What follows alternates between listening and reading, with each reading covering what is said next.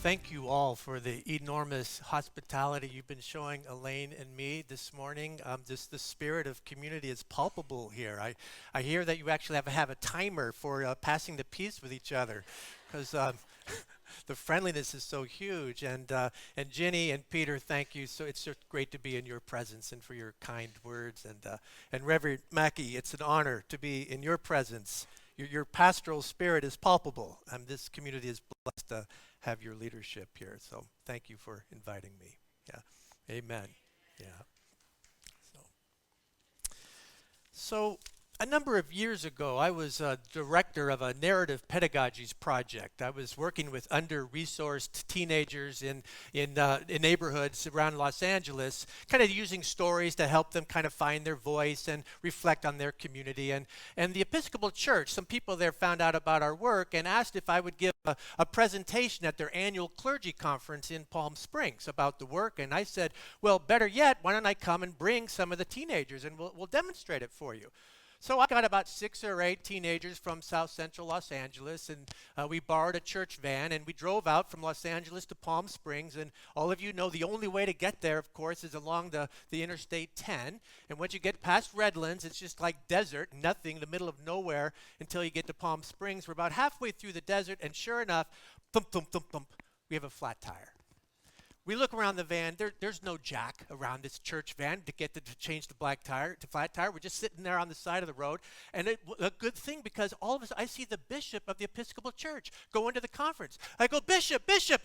He's so interested in the conference. He didn't even see us. He just drove right on by. But that's okay because the pastor of the elite social justice church of America in the Episcopal Church was driving by. George, hey. He's so interested in the conference. He drives right on by. That's okay. The pastor of Beverly Hills, the most expensive church in America in the Episcopal, it's Sally, right on by.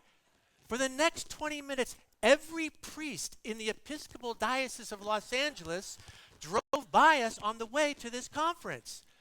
And I kid you not, all of a sudden, here comes this pickup truck filled with Mexican day laborers in the back. They see us, they pull over, ¿Qué pasa? Flat tire, no problema. They get a soccer ball and start kicking it with the kids while one of them gets a jack. They hoist up the truck, replace the tire, bring it back down, they get the truck. Hey, muchas gracias.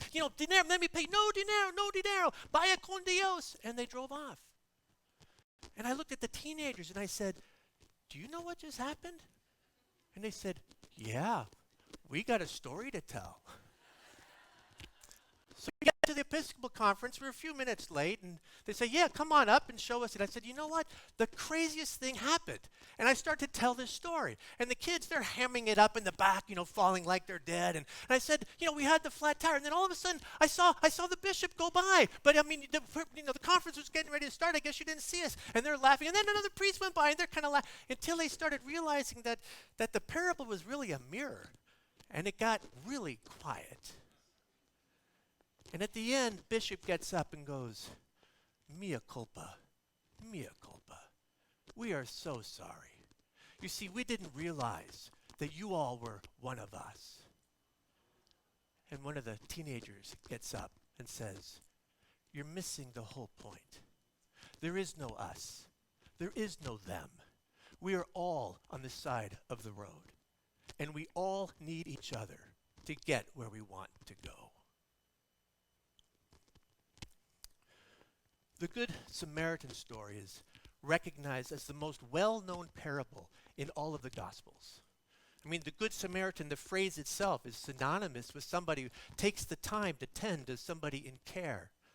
Good Sam is a registered trademark, right? An association that helps in roadside assistance. But I'm also thinking that this story sometimes gets misunderstood when we don't look at it fully. It is certainly an invitation to show us what compassion is. It's actually a story that demonstrates for us what the essence of the law is, what the essence of what it means to be in right relationship with God. And it tells us it is compassion.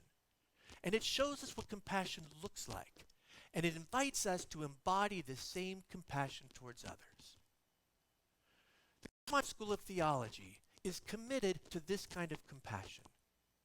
All of our curricular offerings and the culture that we are creating is all built on our 3 core principles: compassion, justice, and belonging.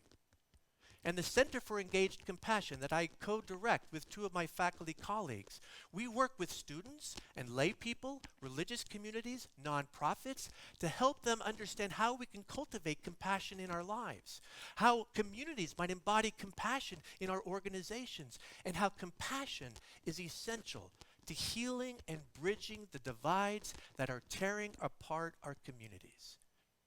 And we go to this story to understand what compassion looks like. But our very familiarity with this story helps us lose some of the punch of it. This is not just a story that says we ought to help people who are in need. Certainly it is about that.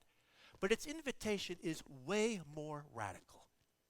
This story comes with a bite. So let's take a fresh look at what's happening. Jesus is teaching before a group of people in some public space, and there's a lawyer present, an esteemed religious dignitary. And this lawyer knows all about Jesus, right?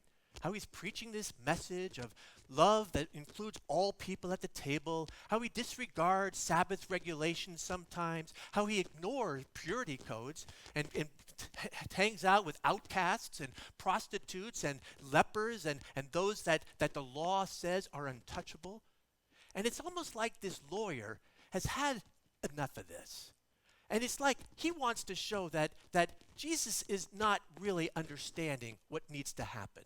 So in the middle of his teaching, the lawyer, he stands up and interrupts Jesus. That very posture is a confrontation, right? I mean, if somebody just stood up right now and said, wait a minute, I got something to say, we would all get quiet and go, whoa, what's going on, right? He doesn't raise his hand and waits to be called on and ask him to sit. He stands up. Maybe he buttons his coat a little bit and claims some dignity and authority. And then he says to Jesus, he's going to test Jesus, right? Maybe he wants to show how naive Jesus is. Maybe he wants to hang Jesus up on some legal technicality.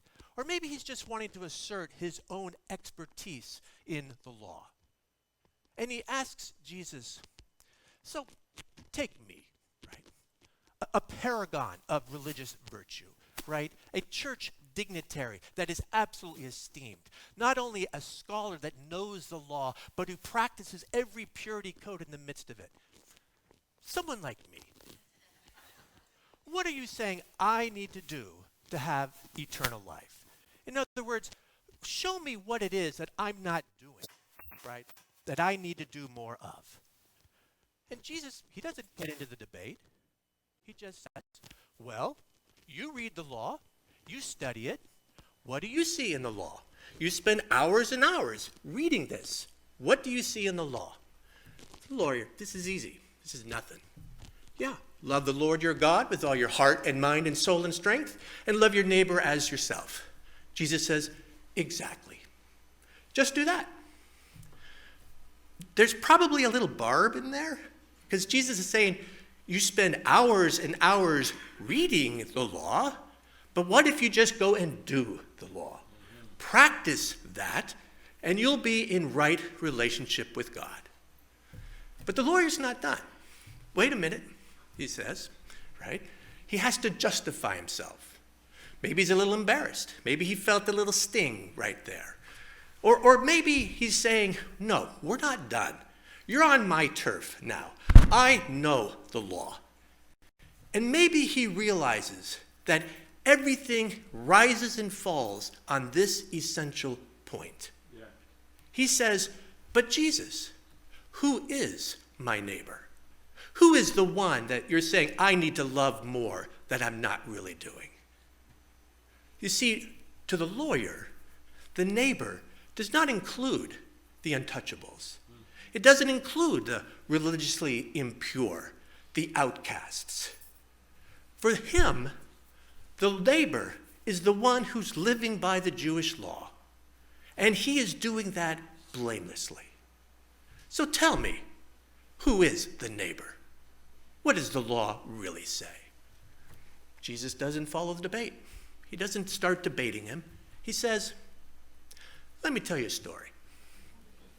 There's a guy who walking down from Jerusalem to Jericho. So this is what is known as the bloody path. It is dark, it is through the mountains, it is curving down these valleys. There are no street lights, of course. There are marauders who hang out there, and some gang of them beat up somebody. So it's like saying, hey, you're in an under-resourced inner city with gangs and drug lords all around, and somebody's walking through them, and somebody comes up, and they strip this guy naked, they beat him up, and they leave him on the side of the road to die. And you can imagine the Lord, yeah, I know where this is going, right? Yeah, who is my neighbor? Who do I need to love? We're supposed to love the person on the side of the road. Well, a priest walks by, and the priest sees this person. He cannot get far enough away. He goes to the other side of the road and walks on by. Now, maybe the priest is following the law. Maybe he's going off to a religious ceremony, and he would become impure if he touched a naked body or a bloody body. But a Levite walks by. And a Levite knows that the law would invite you to tend and care for a Jew who's been beaten up on the side of the road. But the Levite wants nothing to do with this. Onto the other side of the road and walks on by. And then a Samaritan walks by. Now, to get the punch, we have to remember who the Samaritans are. The Samaritans were Jews who lived in the northern kingdom around the time of the King David era. And when the Assyrian Empire invaded, the Samaritans are the Jews who essentially slept with the enemy. They abandoned their faith. They abandoned their morals. They intermarried. They started worshiping the Assyrian gods. They followed Assyrian customs. They started participating in the oppressive practices of this empire that were persecuting the Jewish people. They were the epitome of everyone who embodies that which is emotionally, morally, religiously, cultically repugnant. They are violating the essence of what we know is sacred and right in this world. The hostility, they're like the Nazi sympathizers, right? Who are co-opted into the empire and participate in the oppression of what we know is wrong and evil. The hostilities between the Samaritans and Jews was centuries old. And now when the Roman Empire occupies the land, all those tensions escalate.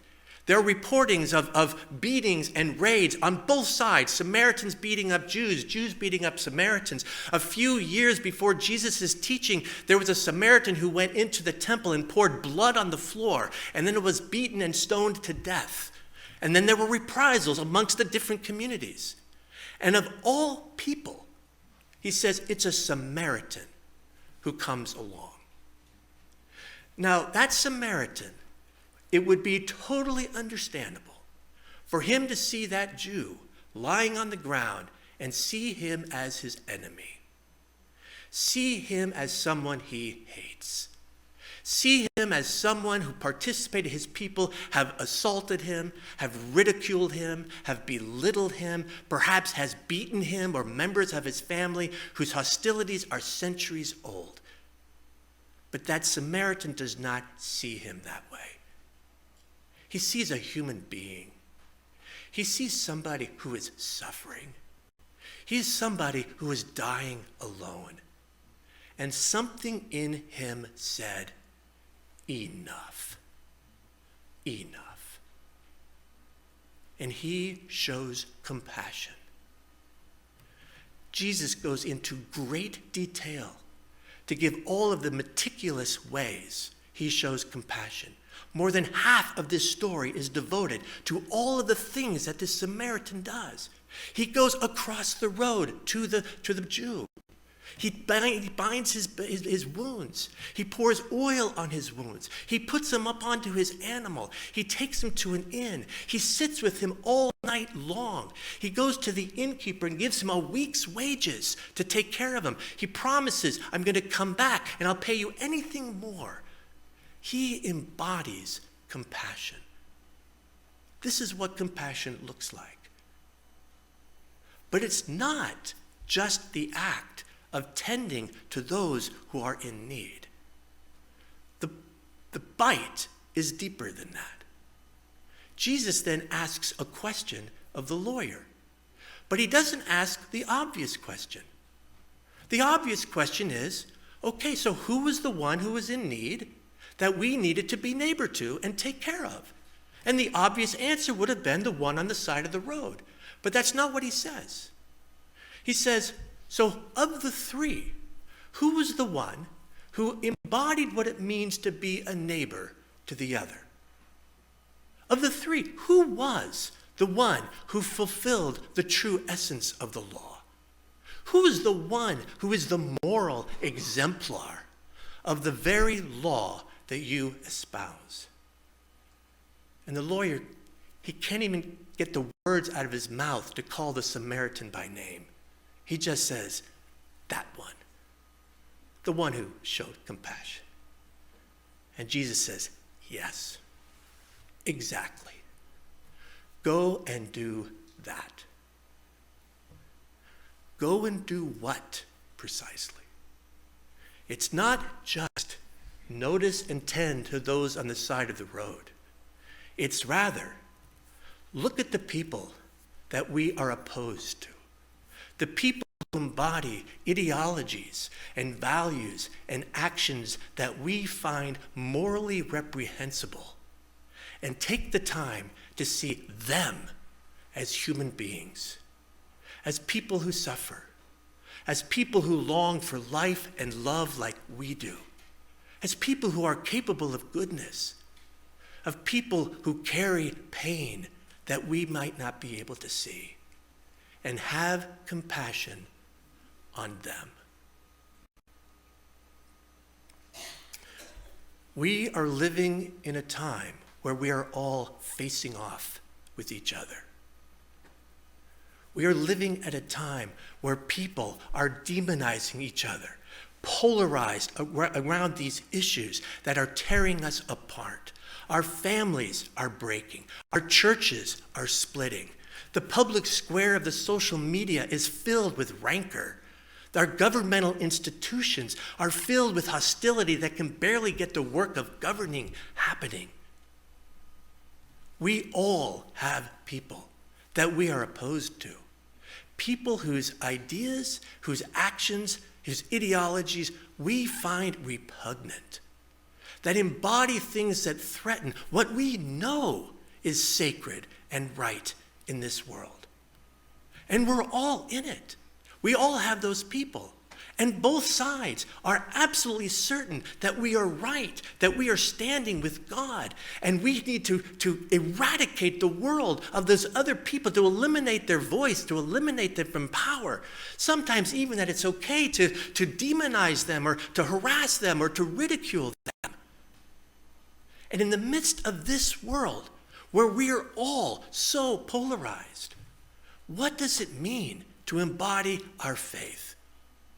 What does it mean to live in a world with people who are morally reprehensible? What does it mean to have to be around somebody who is so obviously bigoted and ill-informed and misguided and morally dangerous? What does it mean to love our neighbor in the midst of this kind of polarization? And Jesus says, let me tell you a story. Did you all hear about the Muslim college-age student who was wearing a rainbow t-shirt to a Trump rally in Arizona a few months ago? Some of the Trump-supporting thugs started to taunt him and harass him. They started pushing him around, and it got out of hand until they just beat up this kid until he was lying down, dazed and senseless. But there was a Kamala Harris supporter who was there, and she got into a shouting match with them. You ignorant people, you are just like your leader. You shouldn't even have a right to assemble. And as they're screaming at each other, that Muslim student is lying on the ground, still bloody and dazed. But there was a man walking by with a Tim Waltz coaching cap on. He filmed the whole thing on his cell phone. He went to Facebook. He put it on the media. And he said, this is what happens in these rallies. This is the kind of violence that goes on. We need to double down and raise even more money to combat this kind of violence in our world. And all the while, that boy is still lying on the ground, dazed. And there was a man wearing a Make America Great Again hat, carrying a sign saying, "Send Muslims back to where they belong." And he walks by, and he sees that college student on the ground, and something in him said, "Enough, enough." He put down his poster. He walked over to the boy. He wrapped him up in his army fatigue jacket. He helped him get him to his pickup truck. He drove him to the ER room, and he sat with him all night long until his family came the next morning. And when they showed up, he looked them in the eye, and he said, "I am so sorry for all of it." And they said, "We are sorry too." What is Jesus inviting us to be in this world we are living in right now?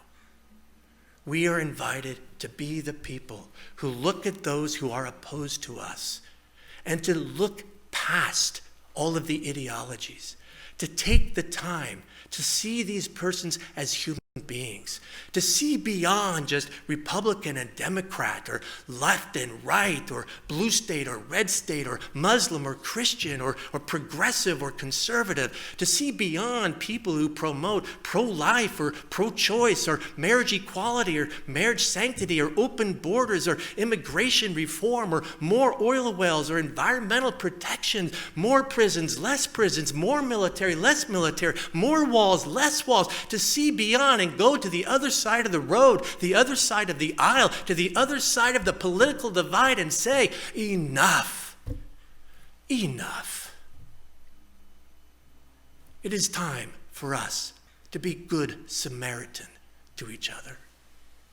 It is time for us to love our neighbor for real. It is time for us to remember the gospel truth. There is no us. There is no them. We are all on the side of the road, and we all need each other to get to where we want to go.